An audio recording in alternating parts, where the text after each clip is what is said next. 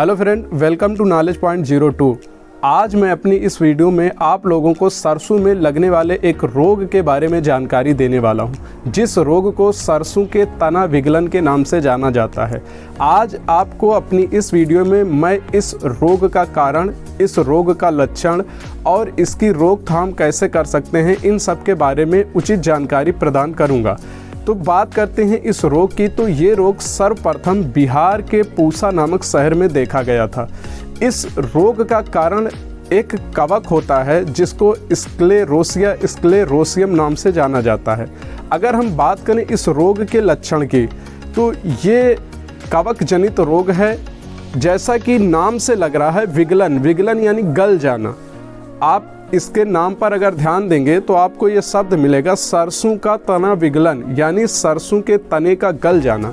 ये रोग फफूंद के कारण होता है। ये रोग सर्वप्रथम सरसों के निचले भाग में, वो भाग जो जमीन के संपर्क में ज़्यादा होता है, उस पर दिखाई देते हैं। उस पर सबसे पहले रुई के फाहे की तरह, जैसे आप लोग रुई देखते हो, उसके धब्बे की तरह स्पॉट दिखाई देते हैं। ये स्पॉट बढ़ते बढ़ते पूरे तने को ढक लेते हैं और तना बीच से टूट जाता है। इस रोग के प्रभाव से लगभग 40 से 50% तक आपकी उपज हानि हो सकती है। यानी अगर आपको जहां 10 कुंटल मिलने वाला था, वहां आपका उपज घट के 5 कुंटल हो सकती है। अगर 8 मिलने वाला था तो आपकी उपज घट के 4 हो सकती है। यानी पूरा ये 50% का इफ़ेक्ट डाल सकता है आपकी फसल उपज के ऊपर। तो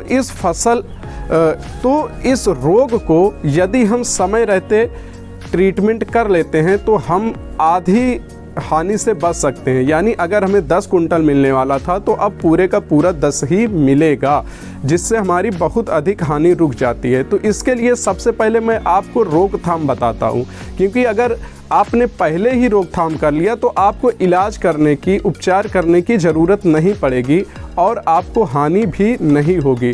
तो रोकथाम के लिए सबसे पहले तो इसके लिए आप फसल बुआई से पहले एक गहरी जुताई कर दें, जिसके वजह से जो कवक के स्पोर होते हैं वो मिट्टी के नीचे चले जाते हैं और पर्याप्त प्रकाश और नमी न मिल पाने के कारण वो वहाँ पर अंकुरित नहीं हो पाते, जिसकी वजह से हमारी फसल पर ये आक्रमण नहीं कर पाते। इसके अलावा धान बोने की वजह से, यदि आप अपने खेत में धान बोते हैं तब पर भी इस फंगस को देखने के चांसेस बहुत कम होते हैं। यानी जिस खेत में धान लगाया जाता है उस खेत में ये फंगस बहुत ही कम दिखाई देते हैं। और एक आप फसल चक्र अपना सकते हैं। फसल चक्र का मतलब ये है कि यदि आपके खेत में लगातार ये कवक दिखाई दे रहा है तो आप 1-2 साल सरसों ना बोएं, जिसकी वजह से ये फंगस आपके खेत से ख़त्म हो जाएगा। अब हम बात करते हैं दवाओं की।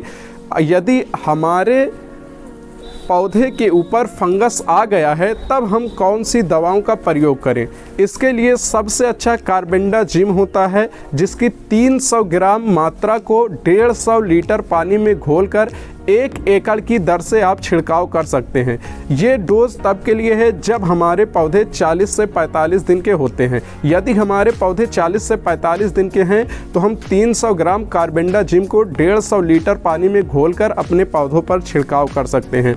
इसके आगे अगर पौधे आपके 60 से 65 दिन के हो गए या 70 दिन के हो गए हैं, तब ये अगर रोग दिखाई दे रहा है, तब आप डोज को बढ़ा सकते हैं। तब आप कार्बेंडाजिम के साथ मैंकोजिब का भी यूज कर सकते हैं और आप इसकी मात्रा 400 ग्राम रख सकते हैं। 400 ग्राम कार्बेंडाजिम प्लस मैंकोजिब को 150 लीटर पानी में घोलकर आप प्रति एकड़ के दर से छिड़काव करिए, जिससे आपको इस रोग से छुटकारा मिल जाएगा।